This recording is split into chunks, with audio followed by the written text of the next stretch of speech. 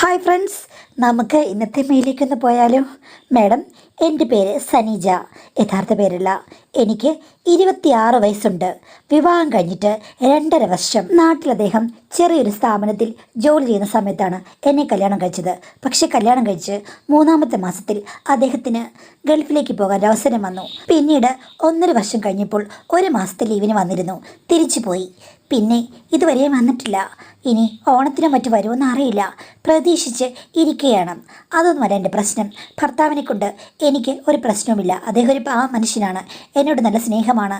പണമൊക്കെ അയച്ചു തരുന്നുണ്ട്. പിന്നെ അദ്ദേഹത്തിൻ്റെ വീട്ടിൽ അമ്മായിച്ചനും അമ്മായിമ്മയുണ്ട്. അവരെ കൊണ്ട് പ്രശ്നമുണ്ടോ എന്ന് ചോദിച്ചു കഴിഞ്ഞാൽ കുറച്ചൊക്കെ പ്രശ്നങ്ങളുണ്ട്. അത് പിന്നെ എല്ലാ വീട്ടിലുള്ളതല്ലേ. എൻ്റെ ഹസ്ബൻഡ് ഗൾഫിൽ പോയതിൻ്റെ പിറ്റേ ദിവസം അമ്മായിമ്മ എന്നെ വിളിച്ചുകൊണ്ട് അമ്പലത്തിൽ പോയി ഭർത്താവിന് വേണ്ടി പ്രാർത്ഥിക്കാൻ, വഴിപാട് ചെയ്യാൻ എന്നൊക്കെ പറഞ്ഞാണ് കൊണ്ടുപോയത്. അമ്മ അമ്പലത്തിൽ കയറി കഴിഞ്ഞിട്ട് എന്നോട് പറഞ്ഞു, മോളെ തിരിച്ചിറങ്ങുമ്പോൾ എനിക്ക് നിന്നോട് കുറച്ച് കാര്യങ്ങൾ സംസാരിക്കണമെന്ന്. ഞാൻ പറഞ്ഞു, അതിനെന്താ അമ്മേ, ആകാമല്ലോ എന്ന്. തിരിച്ചിറങ്ങി കഴിഞ്ഞപ്പോൾ ഞങ്ങൾ അവിടെ ഒരു മരത്തിന് ചുവട്ടിലിരുന്നു. എന്താ അമ്മേ അമ്മ പറയാൻ പോകുന്നത് എന്ന് ഞാൻ ചോദിച്ചു. അപ്പോൾ അമ്മ എൻ്റെ കൈ പിടിച്ചുകൊണ്ട് പറഞ്ഞു, ഞാൻ നിൻ്റെ അമ്മായിയമ്മയാണ്. എനിക്കിത്തിരി മൂശേട്ട സ്വഭാവമൊക്കെ ഉണ്ട്. ചിലപ്പോൾ ഞാൻ എന്തെങ്കിലുമൊക്കെ പറഞ്ഞു നിന്നിരിക്കും. പക്ഷേ നീ അത് കാര്യമാക്കരുത് എന്ന് പറഞ്ഞു. ഞാൻ പറഞ്ഞ അമ്മയുടെ സ്വഭാവം എനിക്ക് ഏകദേശം മനസ്സിലായെന്ന്. ഇനി ഞാൻ പറയാൻ പോകുന്നത് എൻ്റെ ഭർത്താവിനെ കുറിച്ചാണ്. അതായത് നിൻ്റെ ഭർത്താവിൻ്റെ അച്ഛൻ, അമ്മായച്ഛൻ, അങ്ങേര് ഒട്ടും ശരിയല്ല. ഞാൻ പെട്ടെന്ന് ഞെട്ടി അമ്മയുടെ മുഖത്തേക്ക് നോക്കി. അമ്മ എന്താണ് ഈ പറയുന്നത് എന്നുള്ള അർത്ഥത്തിൽ. അപ്പോൾ അമ്മ പറഞ്ഞു, എടി, അയാളെ നീ ഒത്തിരി സൂക്ഷിക്കണം. ഇപ്പോൾ എൻ്റെ മകനുണ്ടായിട്ടാണ് അയാൾ അടങ്ങിയൊതുക്കി നിൽക്കുന്നത്. ഇപ്പോൾ അവൻ പോയല്ലോ, ഇനിയിപ്പോൾ അങ്ങേർ ഇളകത്തുള്ളി ആക്റ്റീവാകും. മകന് നല്ല പേടിയുണ്ട്. പക്ഷേ അവൻ പോയി കഴിഞ്ഞാൽ പിന്നെ അയാളുടെ സാമ്രാജ്യമല്ലേ. അമ്മ തെളിച്ച് പറ എന്താണെന്ന്. അപ്പം അമ്മ പറഞ്ഞു, എടി, അങ്ങേർക്ക് മറ്റേ സൂക്കേടാണ്. ഇത്രയും പ്രായമുണ്ടെന്നുള്ള ഓർമ്മയൊന്നുമില്ല. ഏത് പെണ്ണിനെയാണേലും അങ്ങേർക്ക് ഇഷ്ടമാണ്. കമ്പേ തുണി ചുറ്റിപ്പോയാലും മതി, അങ്ങനെ അതിൻ്റെ പുറകെ പോകും. അപ്പോൾ അമ്മയും അച്ഛനും തമ്മിൽ ഇപ്പോൾ ഒരു ബന്ധവുമില്ലേ? ആ ബന്ധം 5-6 വർഷത്തിന് മുമ്പ് വരെ അങ്ങനെ ഞാൻ സഹിച്ചു. ഭയങ്കര ഭ്രാന്താണെന്നേ. ഇപ്പോൾ കുറേ കാലമായിട്ട് ഞാൻ പറഞ്ഞിട്ടുണ്ട്, എൻ്റെ അടുത്തെങ്കിലും വന്നു കഴിഞ്ഞാൽ ഞാൻ ഉണ്ടല്ലോ കട്ട് ചെയ്ത് വിടും എന്ന് പറഞ്ഞ് ഞാൻ നിർത്തിയിരിക്കുകയാണ്. എൻ്റെ നാക്കിൻ്റെ അടുത്ത് അങ്ങനെ ഇത്തിരി പരാജയപ്പെടും. അതല്ലായിരുന്നെങ്കിൽ എന്നെ അയാൾ വെച്ചിരിക്കില്ല. അന്ന് മുതൽ മറ്റു പെണ്ണുങ്ങളുടെ പുറകെ നടക്കുകയാണ്.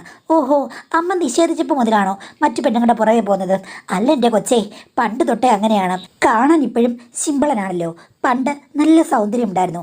അതുകൊണ്ട് പല പെണ്ണുങ്ങൾക്കും ഇയാളെ കാണുമ്പോൾ ഇളക്കമാണ്. ഇങ്ങേർക്ക് പിന്നെ പണ്ട് ഇളകി മറിഞ്ഞ് കിടക്കുകയില്ലേ. അതുകൊണ്ട് പല ബന്ധങ്ങളും ഉണ്ടായിരുന്നു. കല്യാണം കഴിക്കുമ്പോൾ നമുക്കിത് വല്ലതും അറിയാമോ? കാണാൻ നല്ല ഒരുത്തം വരുന്നു. നമ്മളാണെങ്കിൽ എവിടെയെങ്കിലും ഒന്ന് ചേക്കേറാൻ തയ്യാറായി നിൽക്കുകയാണ്. അങ്ങനെ ഇളകി പെരുത്ത് ഞാനും കല്യാണം കഴിച്ചതാണ്.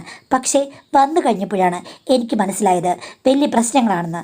പിന്നെന്താ അമ്മ പുള്ളിക്കാനും ഉപേക്ഷിക്കാത്തതും? അന്നൊന്നും അത് നടക്കുമോ? വന്ന് 2 പിള്ളേരുമായില്ലേ. അതുകൊണ്ട് ഒന്നും നടക്കില്ല മോളെ. എടി, നീ ശ്രദ്ധിക്കണം. എന്താമ ഞാൻ ശ്രദ്ധിക്കേണ്ടത്?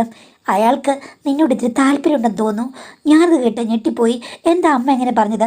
അല്ല, നിന്നെ ഊറ്റി കുടിക്കുന്ന പോലെ അയാൾ നോക്കുന്നത് ഞാൻ കണ്ടിട്ടുണ്ട്. ഉള്ളതാണോ അമ്മേ? അച്ഛൻ എന്നോട് നല്ല സ്നേഹത്തോടുകൂടാണല്ലോ പെരുമാറുന്നത്. അത് നിൻ്റെ ഭർത്താവ് ഉള്ളതുകൊണ്ടാ. അവൻ്റെ മുന്നിൽ വെച്ച് നിന്നെ മോളെ, കുഞ്ഞെ, ചക്കര എന്നൊക്കെ വിളിക്കും. ചിലപ്പോൾ എന്നെക്കാട്ട് സ്നേഹമായിട്ട് നിനക്ക് തോന്നിക്കാണും. തോന്നി. അയാളുടെ സ്വഭാവം അങ്ങനെയാണ്. ഇനിയിപ്പോൾ നോക്കിക്കോ, നീ കുളിമുറിന്ന് ഇറങ്ങുന്ന സമയത്ത് അയാൾ നിൻ്റെ മുന്നിൽ കാണും. അതിന് ഞാൻ ബെഡ്റൂമിനകത്തെ കുളിമുറിയല്ലേ കുളിക്കുന്നത്. പുള്ളി എങ്ങനെയാണ് വരുന്നത്? ഞാൻ മുറി അടച്ചിട്ടല്ലേ കുളിക്കുന്നത്.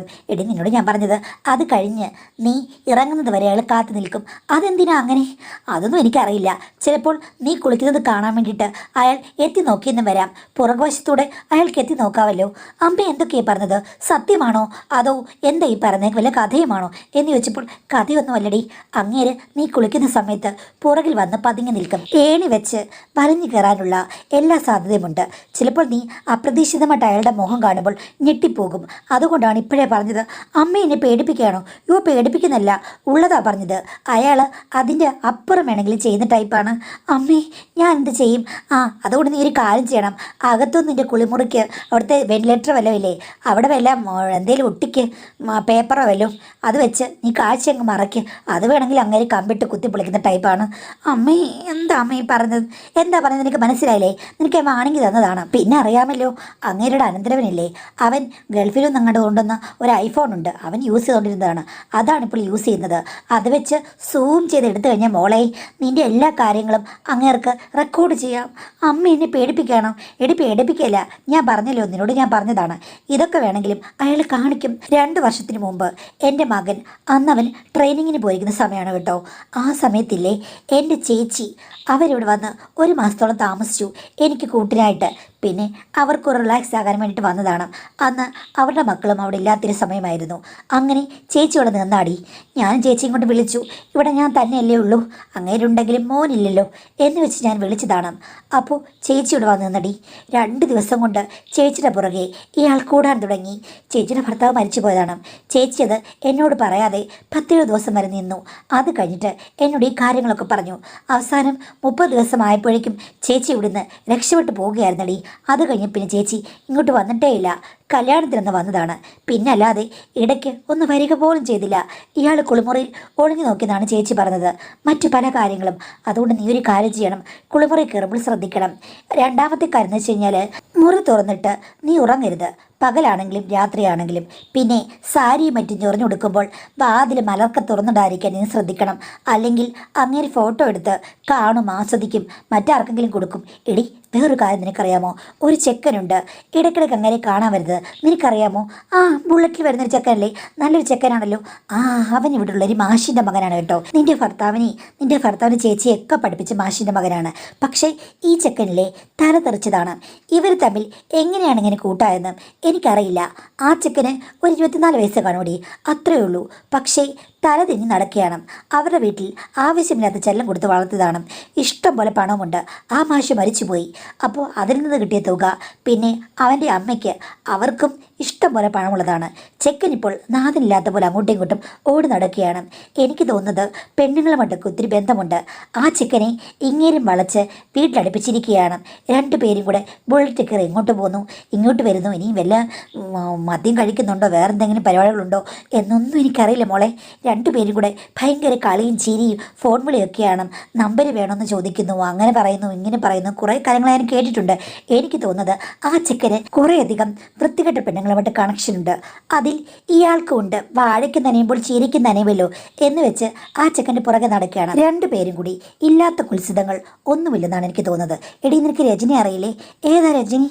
ആ നമ്മുടെ അപ്പുറത്തെ വീട്, 2ാമത്തെ വീട്, അതിൻ്റെ സൈഡിൽ കൂടെ പോകുമ്പോഴൊരു വീടില്ലേ, ചെറിയ വീട്. ആ വീട്ടിൽ താമസിക്കുന്ന രജനി നിനക്കറിയില്ലേ? ആ ഒരു പെലിഞ്ഞ ചേച്ചി. ആ അവൾ എന്നോട് പറഞ്ഞടി, അവൾ പുഴയെ കുളിക്കാൻ പോയി കഴിഞ്ഞപ്പോഴേക്കും ഈ ചെക്കൻ മൊബൈൽ ഫോണും കൂടെ ഉടച്ചു നിന്നെന്നോ എവിടെയോ എടുക്കാൻ നോക്കിയെന്നോ ഒക്കെ അവൾ പറഞ്ഞത്.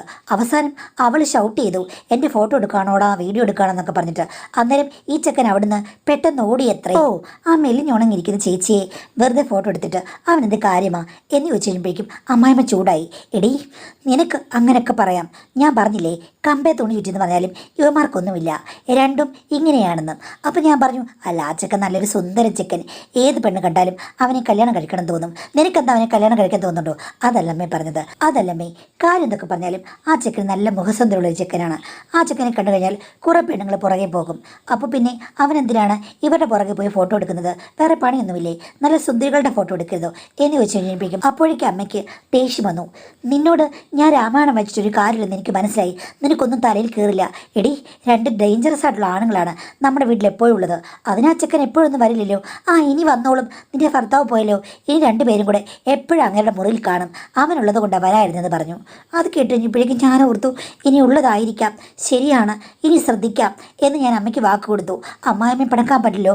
അമ്മായിമ്മ പറഞ്ഞു, എടി നിന്റെ സാധനങ്ങളൊക്കെ നനച്ചിട്ട് കഴിഞ്ഞാൽ എണ്ണ ഇട്ടോണം, ഇല്ലെങ്കിൽ അയാൾ എടുത്തോണ്ട് പോകുന്നു.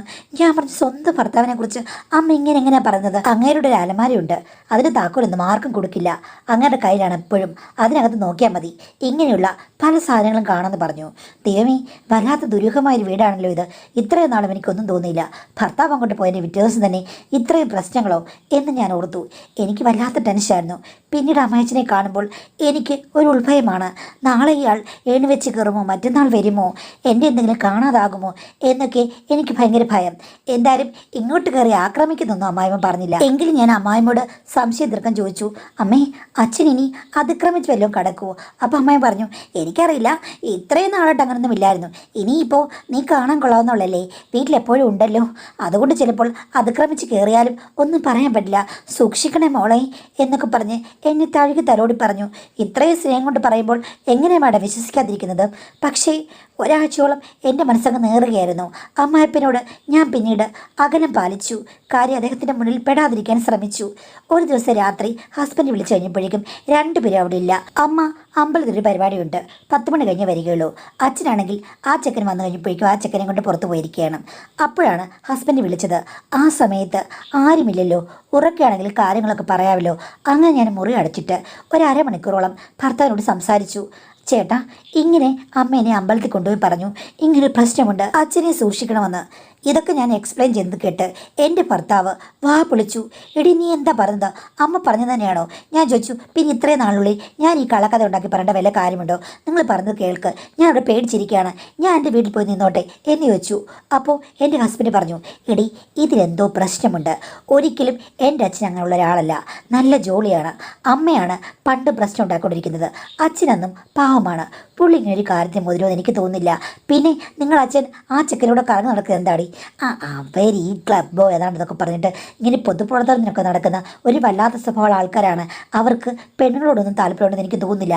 അല്ലാതെ ഈ പാർട്ടി, രാഷ്ട്രീയം, ക്ലബ്ബ് എന്നൊക്കെ പറഞ്ഞിട്ട് ഈ നാട്ടിലെ നാട്ടുകൂട്ടമില്ലേ, അതിന് ചുക്കാൻ പിടിക്കുന്ന 2 പേരാണ്. പിന്നെ അവർ തമ്മിൽ കുഞ്ഞു തൊട്ടേ അറിയാവുന്ന ആൾക്കാരല്ലേ, അതുകൊണ്ട് ഒരു സൗഹൃദം കാണും.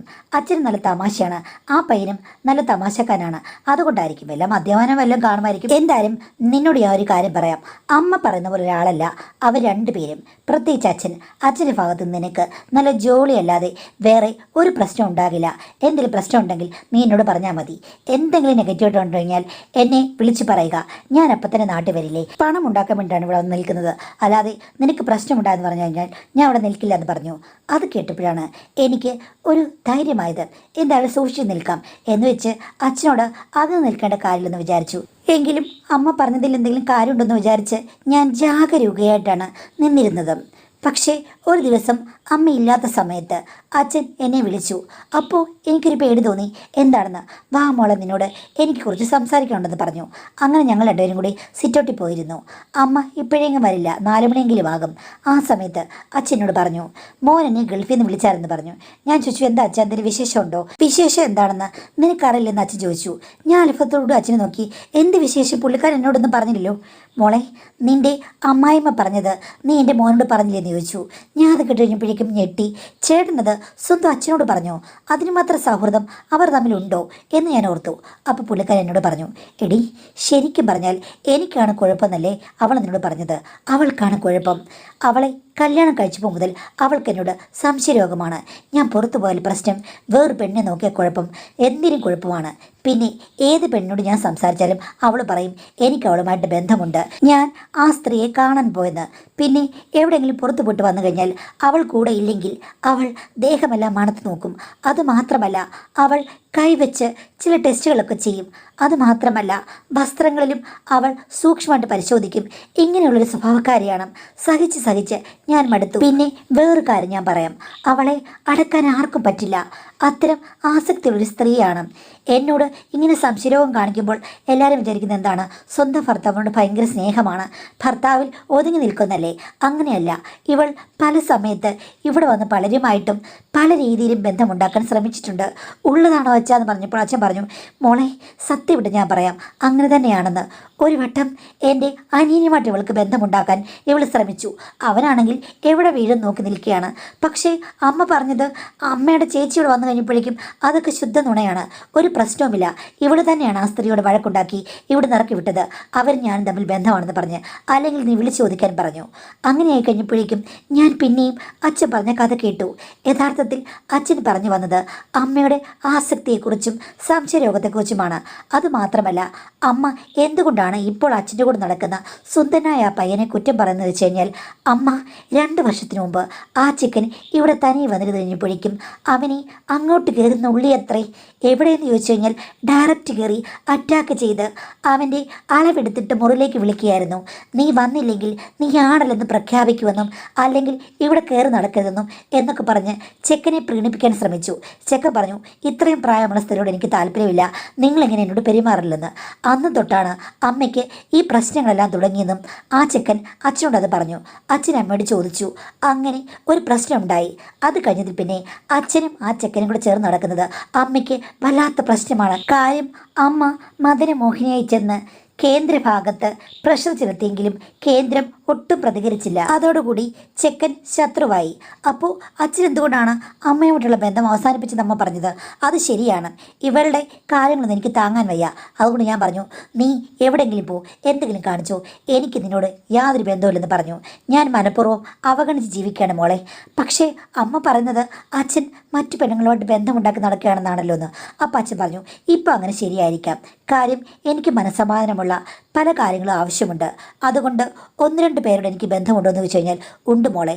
അവരുടെ കുടുംബത്തിനും എൻ്റെ കുടുംബത്തിനും എൻ്റെ മനോനിലയ്ക്കും ഒക്കെ ഒരു പ്രശ്നവും സംഭവിക്കാത്ത ബന്ധങ്ങളാണ് എനിക്കുള്ളത്. 2 സ്ത്രീകളുമായിട്ട് എനിക്ക് ബന്ധമുണ്ട്. 2 പേർക്കും ഭർത്താക്കന്മാരുമില്ല. ഞാൻ പറഞ്ഞ അച്ഛാ, അതൊക്കെ ശരിയാണോ? പിന്നെ ഞാനെന്ത് ചെയ്യണം? ഞാൻ ഒരു മനുഷ്യനല്ലേ, ഒരാണല്ലേ. പിന്നെ അവൻ ഞാൻ തമ്മിലുള്ള കൂട്ട്, അവൻ എൻ്റെ എല്ലാ കാര്യങ്ങളും അറിയാം. അതിൻ്റെ ഒരു ദൃഢബന്ധം ഞങ്ങൾ തമ്മിലുണ്ട്. മറ്റു പല കാര്യങ്ങൾക്കും ഞങ്ങൾ ഒന്നിച്ചു പോകാറുമുണ്ട്. അവനങ്ങനെ മറ്റു പെണ്ണുങ്ങളോട് വലിയ താല്പര്യമുള്ള കൂട്ടത്തിലൊന്നുമല്ല. അവനെ ഞാൻ പ്രോത്സാഹിപ്പിച്ചിട്ടുമില്ല, അവൻ എന്നോട് ആവശ്യപ്പെട്ടിട്ടുമില്ല. അവനെ കണ്ടു കഴിഞ്ഞാൽ ഏത് പെണ്ണ് മോഹിക്കും. എത്ര പെണ്ണുങ്ങളാണ്, കല്യാണം കഴിഞ്ഞ പെണ്ണുങ്ങൾ പോലും അവൻ്റെ പുറകെ നടപ്പാണ്. എന്നിട്ടും അവന് വലിയ അനക്കൊന്നുമില്ലാത്ത കൂട്ടത്തിലാണ് എന്ന് പറഞ്ഞു. എന്നിട്ട് അച്ഛനോട് പറഞ്ഞു, നീ നിൻ്റെ അമ്മയുടെ ചേച്ചിയില്ലേ, അവരോട് വിളിച്ച് ചോദിര് എന്താ കാര്യമെന്ന്. അപ്പോൾ ഞാൻ അമ്മയുടെ ചേച്ചിയെ വിളിച്ചു. അപ്പോൾ വല്യമ്മേനോട് പറഞ്ഞത്, എൻ്റെ പൊന്നുമോളെ, അവളുടെ നാക്കിന് മുന്നിൽ ഞാൻ പരാജയപ്പെട്ടു പോയി. അവൾ എന്നെ എന്തൊക്കെയോ പറഞ്ഞെന്ന് എനിക്കിവിടെ വിരിക്കാൻ പറ്റില്ല. അവളുടെ ഭർത്താവും ഞാനും തമ്മിൽ എന്തോ ബന്ധമുണ്ടെന്ന് പറഞ്ഞ് അങ്ങോട്ട് വിളിച്ച് ക്ഷണിച്ചു വരുത്തി എന്നെ വീട്ടിൽ നിർത്തിയവളാണ് എന്നെ ഓടിച്ചു വിട്ടത്. അവൾക്ക് വട്ടാണെന്ന് അന്ന് എനിക്ക് മനസ്സിലായത്. എൻ്റെ സ്വന്തം സഹോദരിയാണ്. അവളെ കൊണ്ടുപോയി ഷോക്ക് അടുപ്പിക്കേണ്ട സമയം കഴിഞ്ഞു മോളെ. അവൾക്ക് മറ്റേ പ്രശ്നമാണെന്ന് ചേട്ടൻ പറഞ്ഞില്ലേ, അത് കറക്റ്റാണെന്ന് പറഞ്ഞു. അപ്പോഴാണ് എനിക്ക് മനസ്സിലായത് അമ്മയ്ക്ക് പല ലക്ഷ്യങ്ങളും ഉണ്ടായിരുന്നു. ഒന്ന്, അച്ഛനുമായിട്ട് ഞാൻ അടുക്കരുത്, അമ്മയുടെ യഥാർത്ഥ സ്വഭാവം മനസ്സിലാക്കും. രണ്ടാമത്, ഞാനൊരിക്കലും സുന്ദരനായ അമ്മായിമ്മ മോഹിച്ച ആ ചെക്കനുമായിട്ട് അടുക്കരുത്. കാര്യം അവൻ എപ്പോഴും ഇവിടെ വരുമല്ലോ. അവനുമായിട്ട് അടുത്ത് ഇനിയിപ്പോൾ അവനും ഞാനും തമ്മിൽ ബന്ധമുണ്ടായിക്കഴിഞ്ഞാൽ അമ്മായിമ്മയ്ക്ക് അത് ഇച്ഛാഭംഗമാകും. അതും തടയിടണം. ഞാൻ അവരെ 2 പേരെയും വെറുക്കണം. പഞ്ചാരമിഠായി പോലെ തേൻ ഒഴുകുന്ന രീതിയിൽ നമ്മളെ സുഖിപ്പിച്ച് തഴുകി അവർ പറഞ്ഞതൊക്കെ കള്ളത്തരമാണെന്ന് എനിക്ക് മനസ്സിലായി. അത് കഴിഞ്ഞതിൽ പിന്നെ അമ്മായിമ്മ പറഞ്ഞത് ഞാൻ ഒന്നും കേൾക്കില്ല. അവരുടെ മുറിയിലേക്ക് ഞാൻ പലപ്പോഴും ചായയും ജ്യൂസും ഒക്കെ കൊണ്ടു കൊടുത്തു. ഒരു ദിവസം അമ്മായിമ്മ ചോദിച്ചു, ആഹാ, നീ വഴി തെറ്റി നടക്കാൻ തീരുമാനിച്ചോന്ന്. ഞാൻ പറഞ്ഞു, ആ, ഇത്തിരി തെറ്റിയാലും കുഴപ്പമൊന്നുമില്ലെന്ന്. നിൻ്റെ ഭർത്താവിനോട് ഞാൻ എല്ലാം പറയും, നിൻ്റെ അഴിഞ്ഞാട്ടമെന്ന്. ഞാൻ പറഞ്ഞു, എനിക്ക് പ്രശ്നമൊന്നുമില്ലെന്ന് പറഞ്ഞു. അതായപ്പോഴേക്കും അമ്മായിമ്മയ്ക്ക് എന്നോട് നല്ല കലിയായി. ഇടയ്ക്കിടയ്ക്ക് എന്നെ ഓരോന്ന് പറയും. ഞാൻ പറയും, അമ്മമ്മയുടെ സംശയം കൊണ്ട് ഒരിടത്ത് ഇരുന്നാൽ മതി, എനിക്കറിയാം ആൾക്കാരെ എവിടെ നിർത്തണം. ഭർത്താവിൻ്റെ ചേച്ചി ഉപയോഗിച്ചിരുന്ന ഒരു മുറിയുണ്ട്. ആ മുറിയിലാണ് അച്ഛൻ്റെ അലമാരിയും മറ്റു സാധനങ്ങളൊക്കെ ഇരിക്കുന്നത്. അവൻ വന്നെന്ന് പറഞ്ഞാലും അച്ഛനും അവനും അച്ഛൻ്റെ കൂട്ടുകാരൊക്കെ വരുമ്പോൾ എല്ലാവരും കൂടി അവിടെ ഇരുന്നാണ് ചീട്ട് കളിക്കുകയും TV കാണുകയൊക്കെ ചെയ്യുന്നത്. അവിടെ സെപ്പറേറ്റ് TV ഒക്കെ ഉണ്ട്. അച്ഛൻ്റെ ലോകമാണ് അതെന്ന് പറയാം. ഞാൻ അവർക്ക് പലപ്പോഴും കാപ്പിയും ചായയൊക്കെ ഉണ്ടാക്കി കൊടുക്കുമെന്ന് പറഞ്ഞല്ലോ. അതുകൊണ്ട് എല്ലാവരുമായിട്ടും എനിക്ക് നല്ല കൂട്ടുണ്ട്. അമ്മായിമ്മയ്ക്ക് ഇതൊന്നും ഒട്ടും സഹിക്കുന്നില്ല. കാര്യം അവരാ വഴിക്ക് വരികയില്ല. എല്ലാവരെയും കാണുമ്പോഴേക്കും പുച്ഛമാണ്. പിന്നെ കിടന്ന് അലറില്ല, അത്രയേ ഉള്ളൂ. പക്ഷേ മാഡം, ഒരു ദിവസമില്ലേ ആ ചെക്കൻ അവിടെ വരുന്നത് കണ്ടു. അച്ഛൻ പിന്നീട് പുറത്ത് പോയത് ഞാൻ അറിഞ്ഞില്ല. ഞാൻ ആ മുറിയിലേക്ക് ചെന്നു. ഫാൻ സ്പീഡിൽ കറങ്ങുന്നുണ്ട് മാഡം. അവനാണെങ്കിൽ ഒരു ടൈറ്റായിട്ടുള്ള ഒരു ഡ്രസ്സാണ് ഇട്ടിരിക്കുന്നത്, പാൻറ്റ് പോലെ. അതങ്ങ് ഓവർ ടൈറ്റാണേ. പിന്നെ അവൻ ഷർട്ട് ഇട്ടിട്ടില്ല. മുകളിലേക്ക് കൈകൾ രണ്ടും വെച്ച് തലയണ പോലാക്കി ഉറങ്ങിയാണ് മാഡം. ഞാനാണെങ്കിൽ അത് കണ്ട് ഞെട്ടിപ്പോയി. കാര്യം സൗന്ദര്യത്തിൻ്റെ മൂർത്തിമത് ഭാവമായ ഒരു പുരുഷൻ അന്നാണ് ശരിക്കും സിനിമകളിലൊക്കെ കാണില്ലേ, അല്ലെങ്കിൽ വീഡിയോയിലൊക്കെ കാണില്ലേ എന്ന് പറഞ്ഞ പോലെ ഒരു പുരുഷ സൗന്ദര്യം ഞാൻ കാണുന്നത്. കാര്യം എല്ലാം പെർഫെക്റ്റ്. ഇറുകിയ വസ്ത്രങ്ങൾക്കുള്ളിൽ എന്നെ എന്തോ മാടി വിളിക്കുന്ന പോലെ തോന്നി. വരൂ വരൂ. ഇല്ലാത്തതിൻ്റെ വിയോഗം എന്നിലും ചില പ്രശ്നങ്ങളൊക്കെ ഉണ്ടല്ലോ മാഡം. ഒന്നും പറയാൻ പറ്റില്ല. ആ നിമിഷം ഞാൻ ആലോചിക്കുകയായിരുന്നു, അമ്മയെ കുറ്റം പറയാൻ പറ്റില്ല. കാര്യം അമ്മയ്ക്ക് നല്ല ആഗ്രഹങ്ങളുള്ളൊരു സ്ത്രീയാണെന്നല്ലേ അച്ഛൻ പറഞ്ഞത്. അപ്പോൾ ഇത്രയും നല്ലൊരു ചെക്കൻ മുന്നിൽ വന്നപ്പോൾ അമ്മ ഇതുപോലുള്ള രംഗങ്ങൾ മുന്നേ കണ്ടു കാണും. സ്വതവേ ആർത്തി പിടിച്ച അമ്മ അടങ്ങിയിരിക്കുമോ? അമ്മ ട്രൈ ചെയ്ത് കാണുമായിരിക്കാം. ഇതേപോലെ സിറ്റുവേഷനിൽ എനിക്ക് തോന്നി അപ്പോൾ അമ്മ എന്നേക്കാൾ കൂടുതൽ അടുത്തിയെന്ന് പ്രവർത്തിച്ചു. കേന്ദ്രത്തിൽ ഒന്ന് അമർത്തി നോക്കി. പക്ഷേ അമ്മയ്ക്ക് പരാജയമായിരുന്നു ഫലം. എന്തായാലും ഈ ചെക്കൻ നല്ലവനാണ്. ഞാനിപ്പം കേന്ദ്രത്തിലേക്ക് ചെന്ന് പറഞ്ഞാലും അവനെ ആട്ടി അകറ്റുമായിരിക്കും എന്നോർത്ത് ഞാൻ അവിടെ നിന്നു. പക്ഷേ എൻ്റെ കാലുകൾ അങ്ങോട്ടും ഇങ്ങോട്ടും മാറുന്നില്ല. എനിക്ക് കണ്ടേ മതിയാവൂ എന്നുള്ള രീതിയിലാണ്. പെട്ടെന്നുണ്ട് അമ്മായിപ്പൻ എൻ്റെ പുറകിൽ വന്നെന്ന് തൊട്ടു വിളിച്ചു. എന്താ മോളെ, നീ കുറേ നേരമായിട്ട് അവനെ തന്നെ നോക്കി നിൽക്കുകയാണല്ലോ. അവൻ ഉറക്കത്തിലാണ്. അവനിങ്ങനെ ശീലമുണ്ട്, കട്ടിൽ കണ്ടാൽ ചിലപ്പോൾ അങ്ങ് ഉറങ്ങിപ്പോകുന്നു. ഞാനൊന്നും മിണ്ടില്ല. അല്ല, അച്ഛനെ നോക്കാൻ വേണ്ടി ഞാൻ വന്നാണെന്ന്. അപ്പം അച്ഛൻ എനിക്ക് മനസ്സിലായിടി എന്ന് പറഞ്ഞു. പോച്ച എന്ന് പറഞ്ഞിട്ട് ഞാൻ പെട്ടെന്നങ്ങ് പോയി. ഒരു ദിവസം പിന്നീട് ഒരു 2 ആഴ്ച കഴിഞ്ഞിട്ടാണ് അച്ഛനോട് ചോദിച്ചു, ആക്ച്വലി നിനക്ക് അവനോട് താല്പര്യമുണ്ടോ? നീ ഒത്തിരി നേരം അവനെ നോക്കി നിന്നല്ലോ. ഏകദേശം 5 മിനിറ്റോളം നോക്കി നിൽക്കുന്നത് ഞാൻ കണ്ടെന്ന്. അത്രയും നേരം നിന്നതൊന്നും ഞാൻ അറിഞ്ഞില്ല. അച്ഛൻ കണ്ടെന്നും എനിക്കറിയില്ലായിരുന്നു. ഞാൻ ഒന്നും മിണ്ടിയില്ല. അങ്ങനെയില്ല എന്നുള്ള അർത്ഥത്തിലാണെന്ന്. അപ്പോൾ അച്ഛൻ പറഞ്ഞു, ശരിയാണ്, നിന്നെ കുറ്റം പറയാൻ പറ്റില്ല. അവൻ അത്രയും സുന്ദരനാണ്. നിനക്കും എന്തെങ്കിലും തോന്നിക്കാണും. അച്ഛാ, എനിക്കങ്ങനെ തോന്നില്ലെന്ന് പറഞ്ഞു. അപ്പോൾ അമ്മായിച്ചൻ പറഞ്ഞു, എന്തായാലും നിൻ്റെ അമ്മായിമ്മയ്ക്ക് തോന്നിയതാണ്. നിനക്ക് തോന്നിക്കാണില്ലായിരിക്കും. എന്തായാലും മോളെ, ഞാൻ ഒരു കാര്യം നിന്നോട് തുറന്ന് പറയാം. നിനക്കെന്തെങ്കിലും ആവശ്യങ്ങളോ ആഗ്രഹങ്ങളോ ഉണ്ടെങ്കിൽ അവനെ സംബന്ധിച്ചിട്ടാണെങ്കിൽ എന്നോട് പറയാം. കാര്യം ഞങ്ങൾ അതിൽ ഫ്രണ്ട്സിനെ പോലെയാണ്. നിൻ്റെ എന്താഗ്രഹങ്ങളും എൻ്റെ മകൻ അറിയാതെ അവൻ വഴിയുള്ളതാണെങ്കിൽ ഞാൻ സാധിച്ചു തരാം എന്ന് പറഞ്ഞു. ഞാൻ പറഞ്ഞു, അച്ഛാ, എന്നെ വെറുതെ അച്ഛൻ അണ്ടർ എസ്റ്റിമേറ്റ് ചെയ്യില്ലെന്ന്. അപ്പം അച്ഛൻ പറഞ്ഞു, അതിലൊന്നും ഒരു പ്രശ്നമില്ല മോളെ. നിനക്ക് ഇഷ്ടമാണെങ്കിൽ ഈ കാര്യത്തിന് ഞാൻ കൂട്ടി നിൽക്കും. അതിൽ ഒരു പ്രശ്നവുമില്ല. എൻ്റെ ഭാര്യയുടെ കാര്യമാണെങ്കിലും അന്ന് ഞാൻ വലിയ പ്രശ്നമൊന്നും ഉണ്ടാക്കിയില്ല. അവളെ ഞാൻ ഇപ്പോഴും സഹിക്കുന്നില്ലേ. ഇതൊന്നും ഒരു തെറ്റാണെന്ന് എനിക്ക് തോന്നുന്നില്ല. പക്ഷേ എൻ്റെ ഭാര്യയാകുമ്പോൾ എനിക്ക് പൊസസീവ്നെസ് ഉണ്ട്. അതല്ലാതെ മരുമോളാകുമ്പോൾ പ്രശ്നമില്ല. അവൻ നല്ലൊരു പയ്യനാണ്. നിനക്ക് ആഗ്രഹമുണ്ടെങ്കിൽ അവൻ ഞാൻ പറഞ്ഞാൽ സെറ്റാകുമെന്ന് പറഞ്ഞു. ഞാൻ പറഞ്ഞു, വേണ്ട അച്ഛന്ന്. അച്ഛൻ പിന്നീട് പലപ്പോഴും ഇതിങ്ങോട്ട് പറയാൻ തുടങ്ങി. ആരും അറിയില്ല മോളെ, നിന്റെ ഹസ്ബൻഡ് അറിയില്ല, ഞാനല്ലേ കൂട്ട് എന്നൊക്കെ പറഞ്ഞു. ഞാൻ പറഞ്ഞു, എന്നാൽ പിന്നെ അമ്മ പറഞ്ഞു കഴിഞ്ഞപ്പോഴേക്കും അച്ഛൻ അങ്ങ് സമ്മതിച്ചാൽ പോരെയെന്ന്. അപ്പോൾ അച്ഛൻ പറഞ്ഞു, ഞാൻ വഴക്കുണ്ടാക്കുന്നേ ഉള്ളൂ.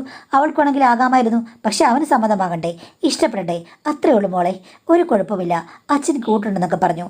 അങ്ങനെ 10 വട്ടം അച്ഛൻ ചോദിച്ചു കഴിഞ്ഞപ്പോഴേക്കും ഞാൻ മൂളിപ്പോയി മാഡം. കാര്യം എനിക്കും ആഗ്രഹങ്ങളില്ലായിരുന്നു. അതുകൊണ്ട് അച്ഛൻ്റെ സമ്മതത്തോടു കൂടിയാണ് ചെക്കനും ഞാനും തമ്മിൽ ഒരു ബന്ധം സ്റ്റാർട്ട് ചെയ്തത്. ഒരു സ്വപ്നം പോലെ മുന്നിൽ കണ്ടേ എന്ന് പറഞ്ഞതുപോലെ വളരെ ആർത്തി പിടിച്ചൊരു സ്ത്രീയായി ഞാൻ മാറുകയായിരുന്നു. എൻ്റെ ജന്മസാഫല്യമാണ് അതെന്ന് തോന്നി. കാര്യം ഇത്രയും സൗന്ദര്യമുള്ള ചെക്കനെ എൻ്റെ ജീവിതത്തിലേക്ക് വരുമെന്ന് സ്വന്തമാക്കാൻ പറ്റുമെന്ന് ഞാൻ സ്വപ്നമേ നിരീക്ഷിച്ചില്ല മാഡം. അങ്ങനെ ഞാൻ അലിഞ്ഞലിഞ്ഞ് മുന്നോട്ട് പോവുകയായിരുന്നു. അമ്മായിച്ചനതിന് കൂട്ടുനിന്നു. അമ്മായിമ്മ അറിയാതെ പല സാഹചര്യങ്ങളും രാത്രിയിൽ പോലും അമ്മായിച്ചൻ എനിക്ക് ഒരുക്കി തന്നു. പിന്നീട് അമ്മായിച്ചനോട് പറഞ്ഞു, മോളെ, ഞാൻ കാഴ്ചക്കാരനായിട്ട് ഇരുന്നോട്ടെ എന്നും. ആദ്യമൊന്നും എനിക്കിഷ്ടമില്ലായിരുന്നു. പിന്നെ അമ്മായിച്ചൻ പറഞ്ഞു, എടി, ഞാൻ കണ്ടാൽ എന്താ കുഴപ്പം, ഞാനല്ലേ നിൻ്റെ സ്വർഗീയ നിമിഷങ്ങൾ നിനക്ക് വേണ്ടി ഡെഡിക്കേറ്റ് ചെയ്തവനെന്ന്. അതായപ്പോൾ പിന്നെ ഞാനും ചെക്കനും അങ്ങ് സമ്മതിച്ചു മാഡം. ഇപ്പോൾ അമ്മായിച്ചൻ കാഴ്ചക്കാരനാണ്. ഞങ്ങൾ 3 പേരും തമ്മിൽ ഒരു നിഗൂഢ ബന്ധമാണ്. അമ്മായിമ്മ ഇതുവരെ അറിഞ്ഞിട്ടില്ല. ഹസ്ബൻഡിനോട് ഞാൻ സ്നേഹപൂർവ്വം തന്നെയാണ് പെരുമാറുന്നത്, ഒന്നും അറിയിക്കാതെ. പക്ഷേ ചില സമയത്ത് മാഡത്തിന് ചാനലിലെ കഥകളൊക്കെ കേൾക്കുമ്പോൾ ഞാൻ ഓർക്കും, എൻ്റെ ജീവിതത്തിൽ സംഭവിക്കുന്നത് വളരെ വിചിത്രമായ കാര്യമല്ലേ. ഇവരെയൊക്കെ വിശ്വസിക്കാൻ പറ്റുമോ ഇല്ലയോ, ആരാണ് ശരി ആരാണ് തെറ്റ് എന്നൊന്നും എനിക്കറിയില്ല. വളരെ കൺഫ്യൂസിങ് ആയിട്ടുള്ളൊരവസ്ഥയാണ് മാഡം. അഭിപ്രായങ്ങൾ ആരായിരുന്നു എന്ന് പറഞ്ഞിട്ടാണ് ഈ ഒരു മെയിൽ നിർത്തിയിരിക്കുന്നത്. അപ്പോൾ എൻ്റെ അഭിപ്രായം പറഞ്ഞു കഴിഞ്ഞാൽ ഇത് വളരെ പറഞ്ഞൊരു കഥയാണ്. അമ്മായിമ്മ കുഴപ്പക്കാരിയാണെന്ന് പറയുന്നു.